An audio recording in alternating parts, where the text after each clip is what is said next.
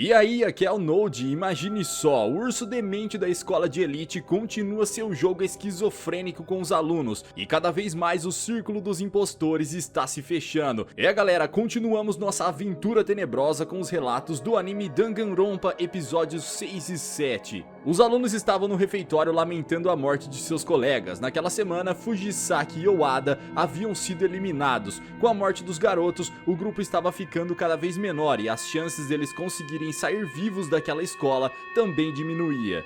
O diretor Monokuma apareceu no telão e pede que os estudantes se reúnem no ginásio. Ao chegarem lá, eles encontram um urso sentado sobre uma pilha de dinheiro. Monokuma informa os alunos de que aquele era o prêmio que ele daria ao estudante que conseguisse se graduar. Lembrando, galera, que para se formar naquele colégio é necessário eliminar um de seus colegas sem ser descoberto. A segunda opção era abandonar de vez o mundo exterior e aceitar viver o resto da vida naquela escola junto com seus colegas e o diretor demente. Depois dessa notícia, Isahina revela aos demais alunos que na noite anterior encontrou o fantasma de seu falecido amigo Fujisaki. Ela os leva até o vestiário público e informa que o fantasma estava em um dos armários. Enquanto procuravam, Naeg encontra um computador. Kirigiri logo percebe que aquela sala, diferentemente de todas as outras, não possuía câmeras de segurança. Sendo assim, era o lugar perfeito para esconder algo do diretor. Ao ligar o computador, os estudantes se surpreendem ao encontrar um avatar de Fujisaki, denominado Alter Ego. Fujisaki era um super programador e havia pego aquele computador estragado da biblioteca para consertá-lo. Quando o aparelho voltou a funcionar, ele instalou um programa de inteligência artificial, cuja missão era analisar os arquivos criptografados do disco rígido daquele computador. Dessa forma, os alunos poderiam usar aquelas informações para encontrar uma saída daquele lugar. Alter Ego informa os alunos que encontrou uma foto entre os arquivos já decodificados. Na imagem estava Leon, Owada e Fujisaki.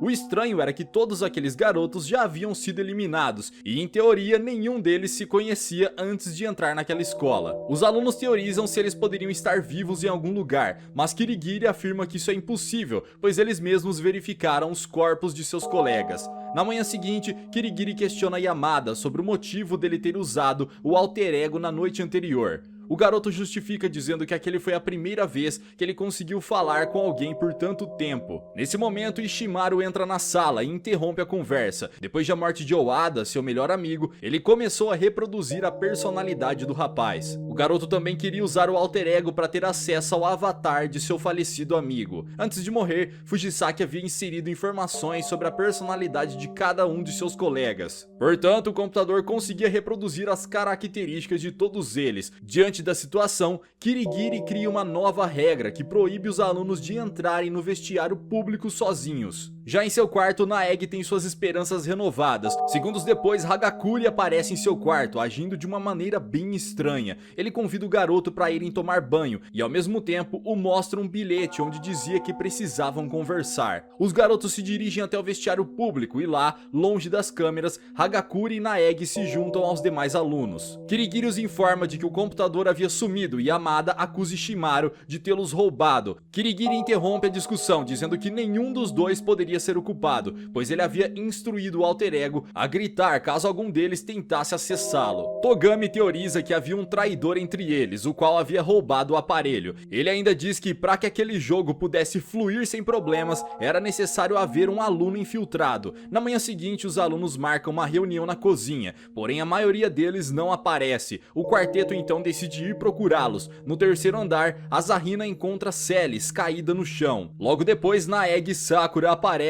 e perguntam à garota quem foi que a atacou. Celis diz que não conseguiu identificar o culpado, mas ele usou um martelo de brinquedo para apunhalá-la. Ela ainda conta que Yamada estava com ela e depois de atacá-los, o agressor levou o garoto para o segundo andar. Os alunos vão até lá para procurá-lo e encontram um rapaz com a cabeça ensanguentada. No chão ao lado dele, Naeg avista um martelo idêntico ao que foi usado para nocautear Celis. Yamada diz que alguém fantasiado de super-herói o atacou. Celis mostra uma foto que tirou com uma câmera digital encontrada na sala de jogos. A imagem registrava o momento em que Yamada foi atacado pelo robô da justiça. Enquanto o garoto se recuperava na enfermaria, os demais alunos procuravam pelo culpado. Celis grita e e quando seus colegas vão até lá, a garota diz que o impostor fugiu para o corredor. Segundos depois, eles escutam um grito de Yamada. Ao chegarem na enfermaria, o garoto estava morto com uma fratura no crânio e mais uma vez, um martelo foi encontrado na cena do crime. Naeg corre para avisar os demais alunos sobre o ocorrido, mas acaba encontrando mais uma vítima.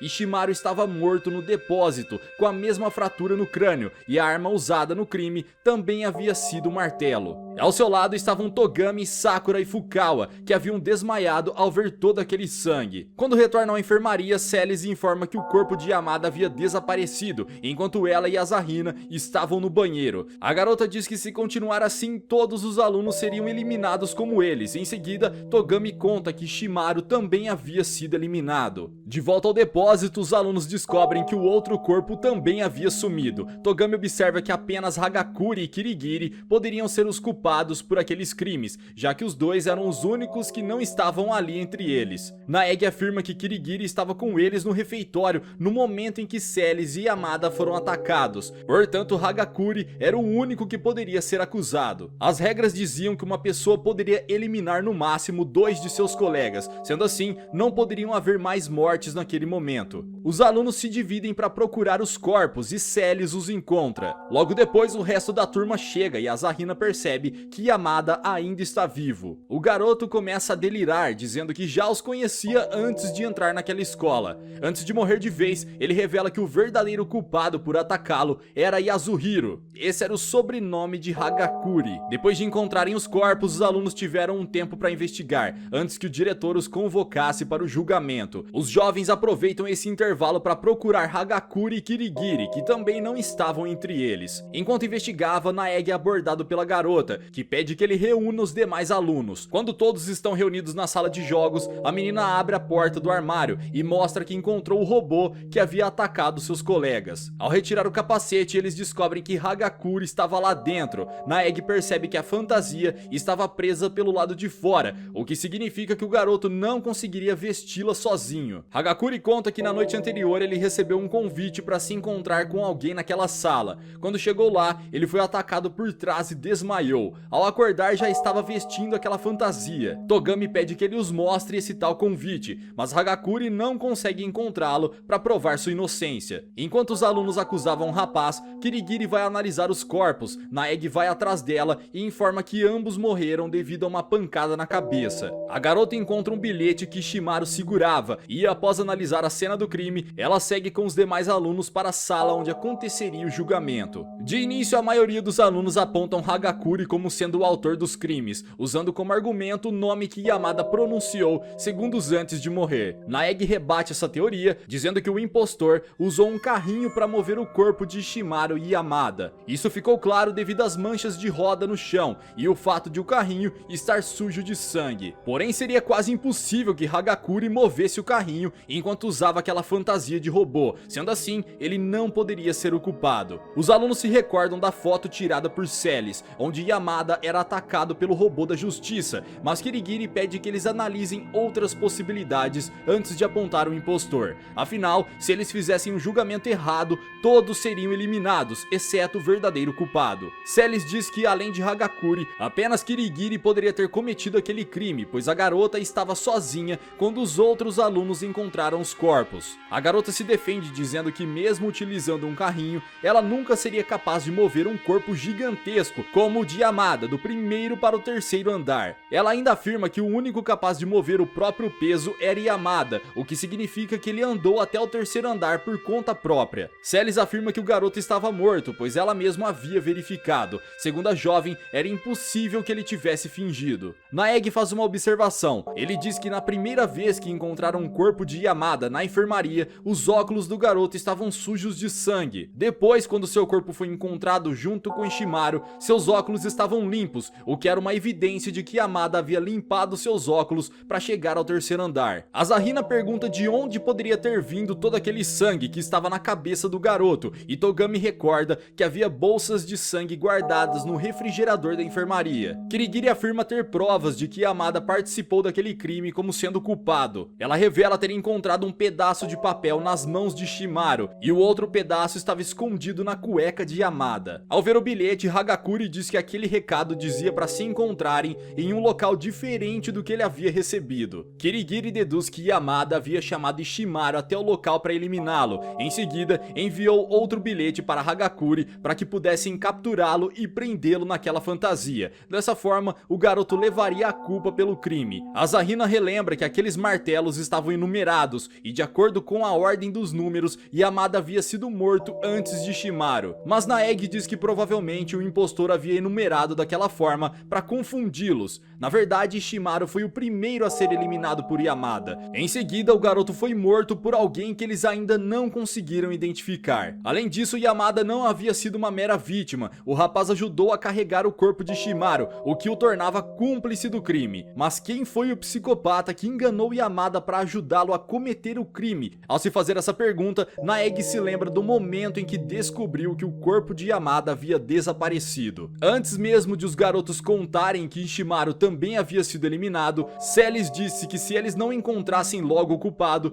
todos os alunos acabariam mortos como eles, se referindo a Ishimaru e Yamada. Mas como a garota sabia que Ishimaru estava morto se o corpo havia acabado de ser encontrado por Togami e Sakura? Ao ser questionada, Celis diz que Naegi tem uma imaginação fértil e pergunta como ele explica aquela foto tirada no momento em que o robô ataca Yamada. O rapaz diz que aquela foto na verdade poderia ser um registro de Yamada carregando a fantasia de robô. Quando percebe que está sendo acusada, a garota surta completamente. Ela relembra que antes de morrer, Yamada revelou o nome do verdadeiro culpado, Yasuhiro, que era o sobrenome de Hagakure. Naegi rebate dizendo que aquele poderia ser o sobrenome de outra pessoa, inclusive o de Celis, pois a garota até o momento não havia revelado seu nome completo. Ela afirma se chamar Celestia Lundenberg, mas quando Naegi pede que ela os mostre seu cartão eletrônico, a garota se nega. Esse cartão registrava o verdadeiro nome de cada aluno. Quando percebe ter sido desmascarada, Celis admite sua derrota, alegando que não é uma má perdedora. Em seguida, os alunos fazem a votação e Celis é apontada como sendo culpada. Monokuma revela que o verdadeiro nome da garota é Yasuhiro Taeko. A garota havia roubado o alter ego e colocado no quarto de Ishimaru para convencer Yamada a matá-lo. Ela ainda diz para o garoto que Ishimaru a forçou a roubar o dispositivo, já que Kirigiri o havia programado para soar um alarme caso ele ou Yamada tentassem pegá-lo. Os jovens então formam uma aliança para se vingar. O plano era que Yamada fingisse ter escapado da morte por um fio, e enquanto ele estivesse sendo interrogado, Celis mataria alguém e ele ficaria livre de suspeitas. Durante o julgamento, ninguém conseguiria apontar o verdadeiro culpado. Dessa forma, os outros alunos seriam eliminados e eles poderiam sair vivos daquela escola. Mas desde o início, Celis planejava descartar Yamada. A garota sempre dizia que os alunos deveriam aceitar suas vidas naquela escola, para que ninguém mais precisasse morrer. Mas na verdade ela estava todo esse tempo arquitetando um plano para sair de lá. Ela ainda conta que tinha o sonho de comprar um castelo ocidental e viver lá o resto de sua vida.